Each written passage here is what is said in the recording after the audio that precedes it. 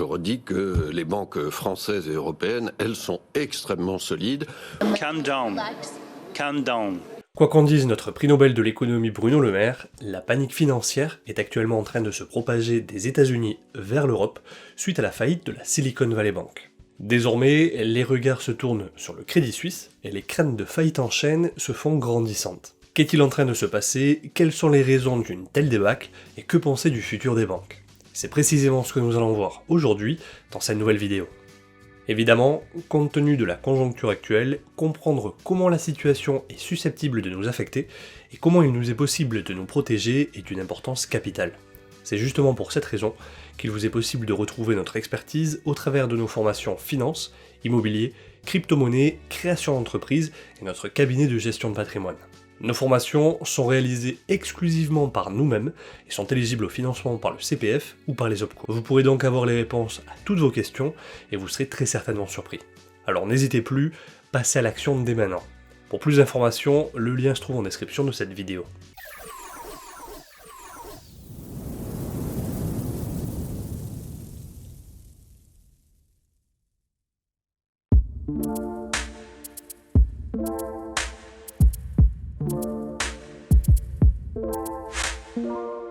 Bonjour à toute la communauté et bienvenue pour une nouvelle vidéo, je suis Mathieu de la chaîne Libre et Riche. Après les États-Unis, désormais, les regards se tournent vers l'Europe, et plus particulièrement sur le Crédit Suisse, puisque les craintes de faillite en chaîne se font grandissantes. En effet, rien que ce mercredi 15 mars, en l'espace d'une journée, le cours de l'action bancaire chutait de plus de 25% au cours d'une semaine particulièrement mouvementée. Pour couronner le tout, sur un an, le prix des actions du Crédit Suisse est en chute libre de près de 75% et de près de 98% depuis son plus haut niveau historique atteint en 2007. Pour se faire une idée, à l'époque, les actions cotaient à 84 francs suisses contre moins de 2 francs suisses aujourd'hui. Et ce n'est pas tout, la valeur de la dette du conglomérat financier a tellement chuté que le rendement affiché a grimpé à 60% et, dans le même temps, les CDS, initiales de Credit Default Swap, qui sont en quelque sorte une assurance contre le risque de non-paiement de cette dette, ont atteint les 975 points de base, soit une probabilité de défaut supérieure à 50%, un niveau très largement au-dessus de celui atteint en 2008 en pleine crise financière. Évidemment, cette panique ne se cantonne pas uniquement à l'entité bancaire Helvet, et de nombreuses banques européennes, dont notamment BNP Paribas, Société Générale ou encore Santander, sont en chute de plus de 10% sur la semaine. Pourtant, de prime abord, les problèmes auxquels doit faire face le Crédit Suisse sont différents des problèmes auxquels font face les banques régionales américaines, et notamment la SVB.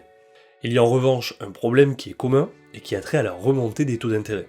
En effet, au sein d'une économie ayant vécu plus d'une décennie sous perfusion, avec des taux d'intérêt extrêmement bas, lorsque ces taux remontent, l'économie tout entière a tendance à se fragiliser.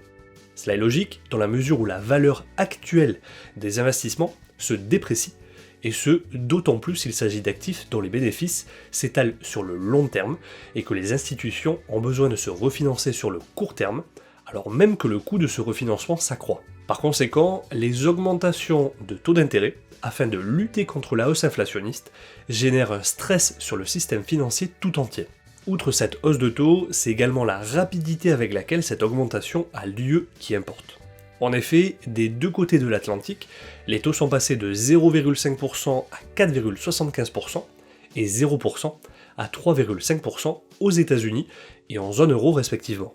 Néanmoins, malgré cet environnement de hausse des taux qui suppose un durcissement des conditions de financement et concerne l'ensemble des banques, encore une fois, les causes frappant la chute du Crédit Suisse sont différentes des causes frappant la SVB.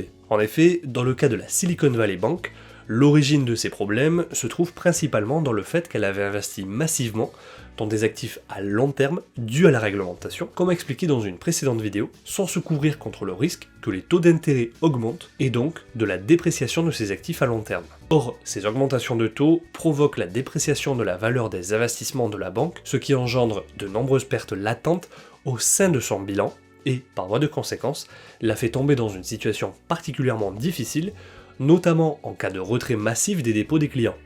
Une telle situation l'oblige donc à vendre des actifs qui ont perdu de la valeur, ce qui la pousse à enregistrer des pertes, provoquant par la même occasion sa décapitalisation. Par contre, la position de Crédit Suisse diffère de celle de SVB.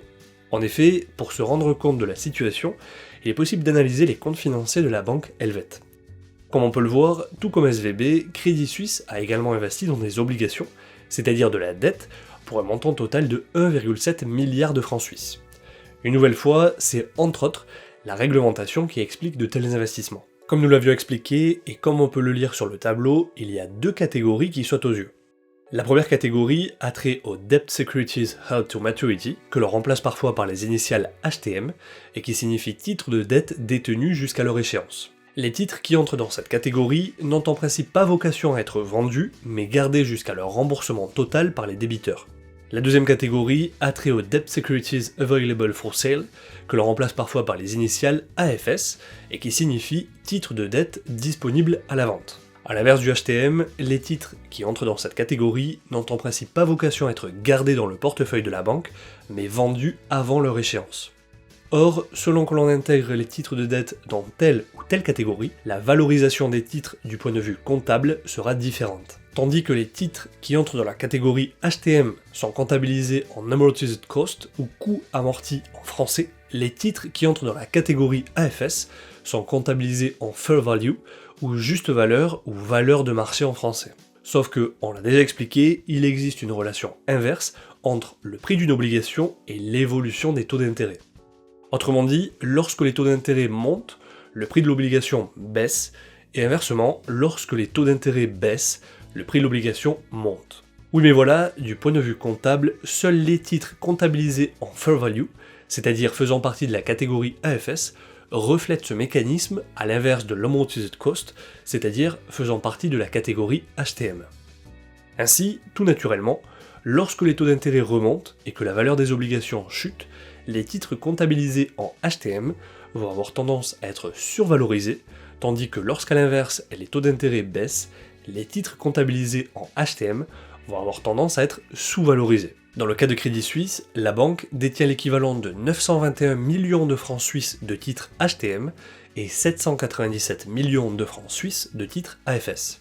Comme on peut le voir, les titres qui n'ont pas vocation à être vendus sont uniquement composés de dettes de gouvernements étrangers, et les titres ayant vocation à être vendus sont très majoritairement composés de dettes d'entreprises et d'un petit peu de dettes publiques suisses. Comme on vient de l'expliquer, on s'aperçoit effectivement que les dettes en HTM sont survalorisées, puisque de 921 millions de francs suisses tels que comptabilisés, contre une juste valeur de 881 millions de francs suisses. Pour autant, une nouvelle fois, ce risque de taux est largement couvert chez Crédit Suisse, puisque la valeur notionnelle des couvertures de swap de taux d'intérêt était de 131,4 milliards de francs suisses à la fin 2022. Concrètement, et pour faire simple, cela signifie que lorsque les titres de dette se déprécient du fait de la hausse des taux d'intérêt, dans le même temps, les instruments de couverture s'apprécient.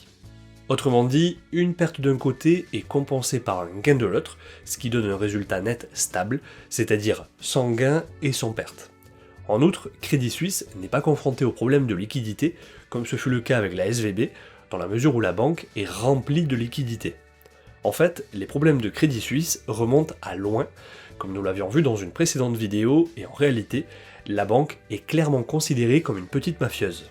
En effet, elle a ou a été impliquée dans différents scandales au cours des dernières années, la mettant continuellement sous le feu des projecteurs. Secouée par des scandales à répétition, à l'effondrement du fonds d'investissement Archegos Capital, entraînant des pertes de 5,5 milliards de dollars pour la banque suisse, il ne faut pas oublier que la banque tente toujours de récupérer 2,7 milliards de dollars de l'argent des clients après la faillite de Greensill Capital, qu'elle a été condamnée à une amende de 22,6 millions de dollars pour son rôle dans le scandale des Tuna Bonds au Mozambique, et qu'elle est devenue la première banque suisse à être reconnue coupable de criminalité d'entreprise après avoir blanchi de l'argent pour un cartel bulgare de la cocaïne dirigé par un ancien lutteur professionnel.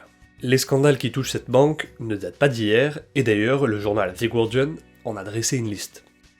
Crédit Suisse souffre donc de ces différents facteurs, et cela a conduit la banque à enregistrer des pertes historiques en 2022. Pour se faire une idée, rien qu'en 2022, la banque a enregistré des pertes telles qu'elles ont gommé la totalité des bénéfices des 10 dernières années.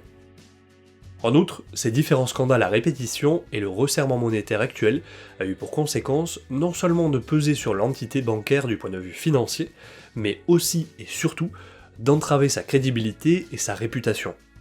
En effet, il faut savoir que le groupe se scinde en 4 divisions, que sont le Wealth Management, c'est-à-dire la gestion de fortune et de patrimoine, l'Investment Bank, qui propose une gamme de produits et services financiers en plus de la négociation de titres sur les marchés, la Swiss Bank, qui offre des services bancaires plus ou moins traditionnels, et finalement la division Asset Management, c'est-à-dire la gestion d'actifs tels que des fonds de placement et autres instruments d'investissement.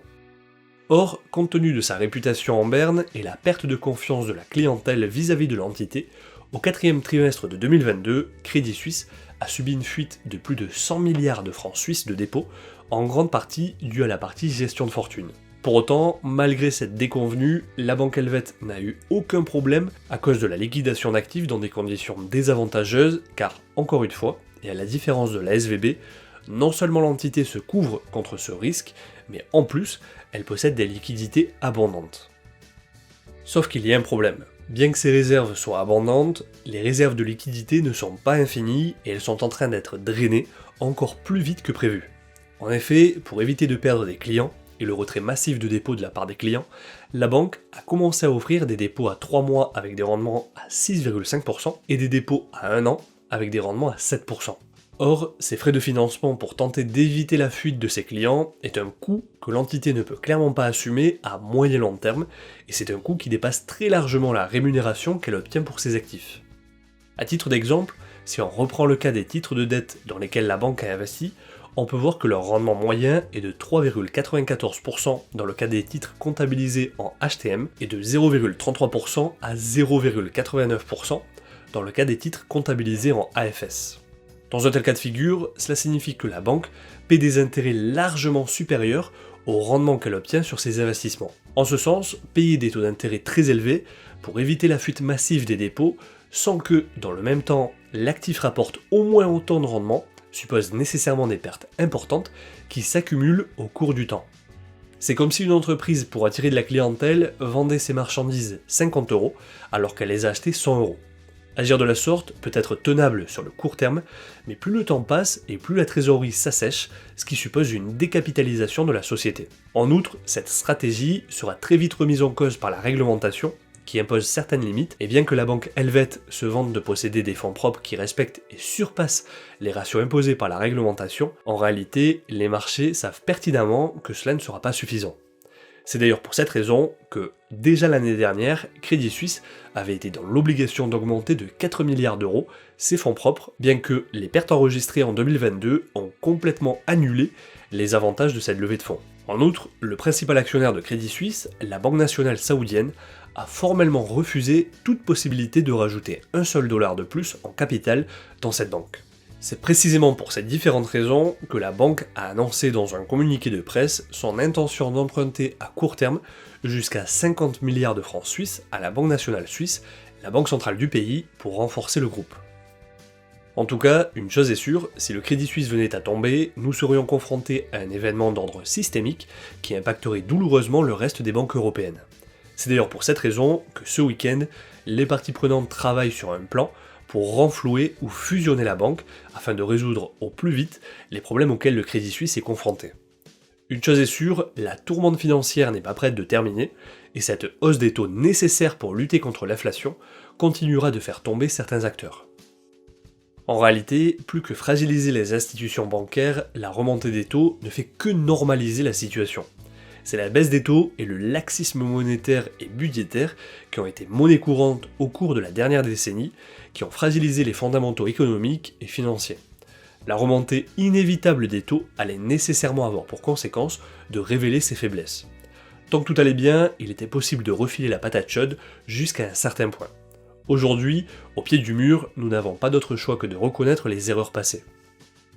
Ainsi, face à l'urgence, la Fed a d'ailleurs décidé d'accroître son soutien aux banques à un niveau jamais vu auparavant et dépassant très largement celui de 2008, faisant bondir d'autant son bilan, ce qui rejoint très exactement ce que nous disions il y a de cela 2 mois, la capacité de la Fed à réduire son bilan est très limitée.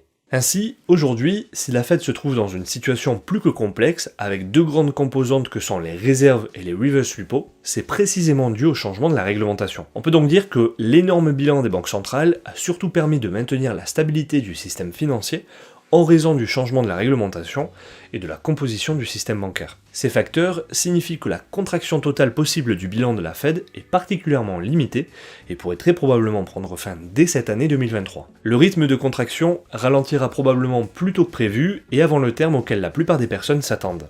Et toi, que penses-tu de la situation de Crédit Suisse ?